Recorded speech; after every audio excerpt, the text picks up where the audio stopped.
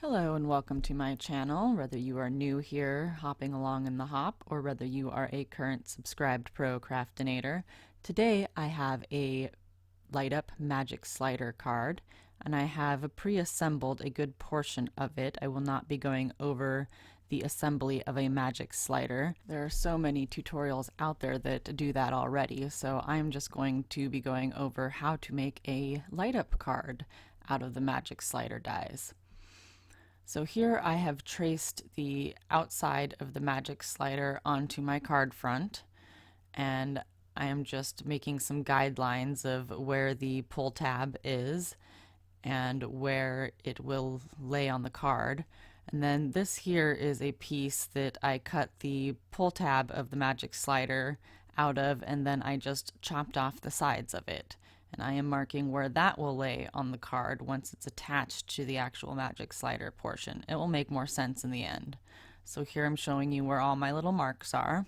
I do want to note that I cut every piece except for the casing of the magic slider out of 110-pound paper and cut them twice and glued them together. The sliding mechanisms of this card need to be extremely sturdy in order to work. Here I'm tracing the battery, and I'm going to get ready to draw out my circuit for this card. So here's the negative part of my circuit, and I drew a little gap in between there because you need to break this circuit, otherwise it would be on all the time. And here I'm poking holes in my card for my snowflakes because that is where my lights are going to be. And then I'm going to grab a Sharpie here and put a Sharpie mark through the snowflakes. I made this card a couple times in testing how I was going to do everything, and I had to erase my lines, so I learned from those mistakes and I did the little marks in Sharpie this time just in case I had to erase around my lines. Now my LED lights are extremely tiny, like grain of sand tiny. I do not recommend using them, but it's what I have. So my copper wire has to be extremely close together in order for the positive and negative parts of the light to touch the copper wire. So my lines here are extremely close together. Assuming that you use bigger lights, you wouldn't have to make your copper tape so close together. If you are new to paper circuits, you need to use a copper tape that has a conductive adhesive. That is extremely important. Now I'm just adhering my negative side down, and then I'm going to adhere it to where my switch is going to go, and then I'm going to make a break in it right here, and then I'm going to continue it on down to where my LED lights are going to go. To do the turns in the tape, you just fold the copper tape up and then fold it down on itself. It's kind of tricky, but after you do it a few times, you get the hang of it.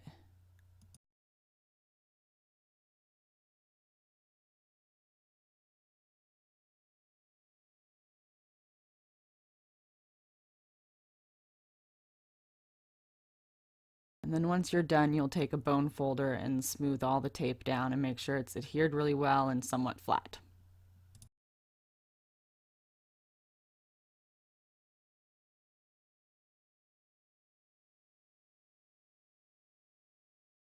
Next, I'm going to adhere my battery over the negative side of the tape there. You want to make sure that your battery is adhered very well, so use a very strong adhesive here. Just don't stick the adhesive over the copper tape.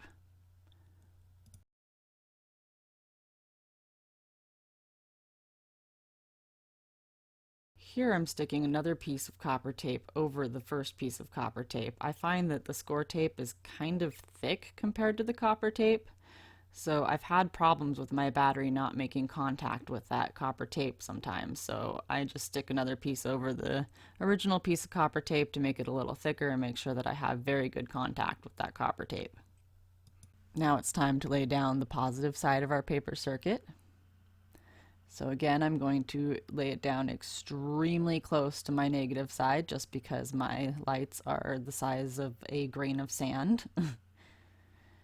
I'm going to smooth it up next to the battery. and then lay that edge of the copper tape on top of the battery. And then because the copper tape is so very delicate and I've had it break right on the edge of the battery there, I lay another piece of copper tape on the edge just to reinforce it and smooth it down with my bone folder again.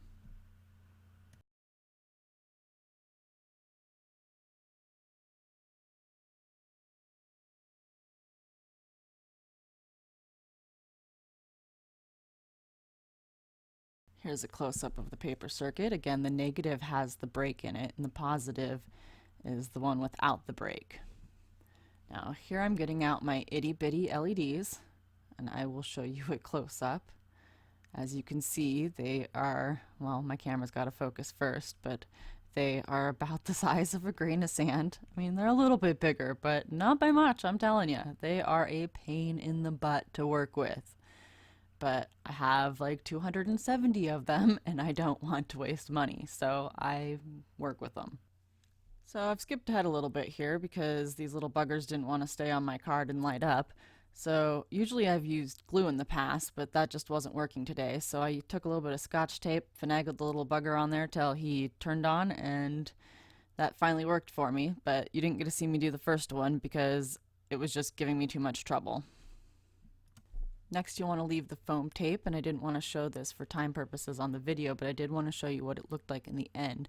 You want to leave a gap in the middle for the channel for the switch, and I marked that out in pencil in the beginning. You also want to make sure that you put a good amount of foam tape in all the nooks and crannies at the top to make sure that there's good pressure at the top for the switch to work. Now I'm going to make the switch.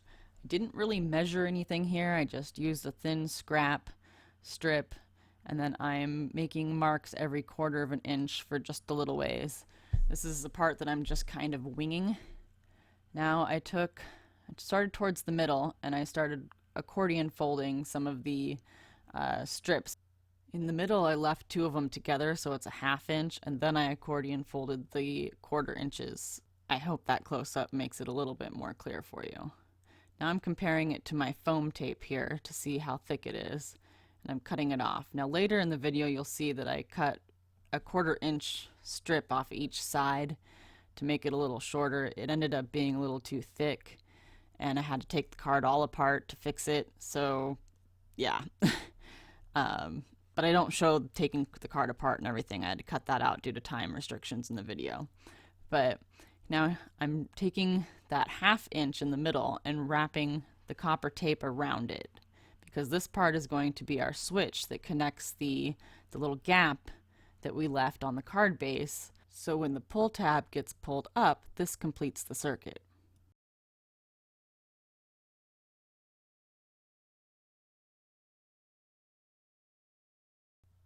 Again, make sure that you flatten all that tape out, and then I wrapped it slightly around where the accordion fold starts, so then I take my bone folder and flatten that tape around those folds too. Here's a close-up of where I had taken a 1/4 inch off of each end of the switch to make it a little thinner. I have already taken apart the card at this point and reworked it. Here it is attached to my switch, and I'm showing you how it's springy and how it's going to put pressure on that copper tape and make the connection. Without the foam tape at the top and without the spring in that switch, the copper tape will not make the connection and does not turn the lights on. I found that out the hard way due to much trial and error. Here I'm just putting a piece of post-it tape over the 2 wires we don't need for the switch, just to make sure that it doesn't short out or anything. Now it's time to close up the magic slider. So I'm just making sure that my slider works nice and smoothly before I close it up. I'm going to remove the backer for the score tape. Then I'm going to close up the slider. I'm going to test my slider, make sure everything's still sliding real nice. So I forgot to turn on my camera for the part where I glued the little strip with our switch on it to the back of the slider, but all I did was glue the strip at the top only, to the slider portion of the magic slider. So you want to make sure that the copper part of your switch is facing the bottom, so towards your card base when you go to apply it to your card.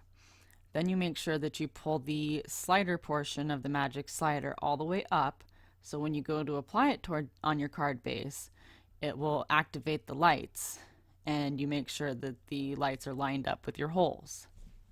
Then make sure to test, as you see I'm doing here.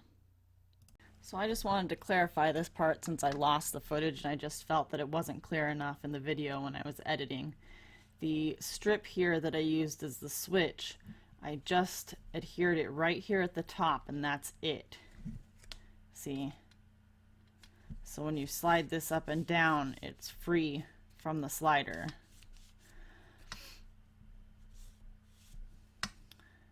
And as I said earlier in the video, this is 2 pieces of 100-pound paper, 110-pound I mean, and this is supposed to be 2 pieces of 110-pound paper. This was a prototype, so this piece is not 110-pound, and this switch is completely different than what I showed you in the video, so disregard that. This switch failed. So this needs to be extremely sturdy, this needs to be extremely sturdy, and you only attach this right here. So it's completely free from the sliding mechanism. So I hope that clears that up. Then I decided to add my sentiments. I'm using a Let It Snow sentiment. And I'm going to heat emboss it in silver on a light blue piece of paper. This is from Recollections. Then on the inside I'm using the same stamp set that the snowman came from, and I'm using Warm Wishes for a Merry Christmas. And also heat embossing that in silver.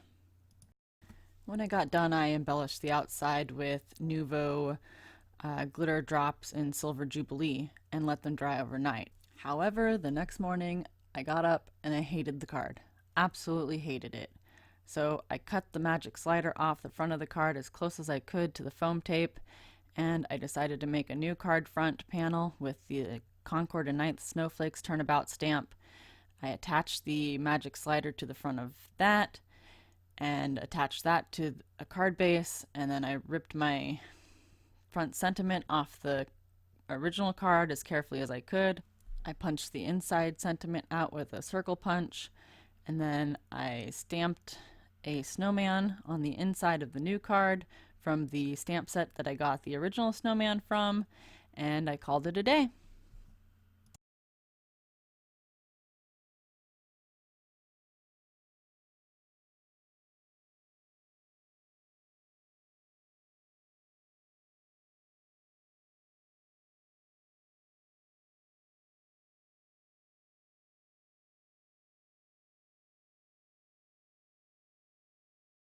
I tried turning off my room lights for you so you could see the card light up, but my new camera adjusts to low lighting, so it was kind of hard, but they do really light up nicely.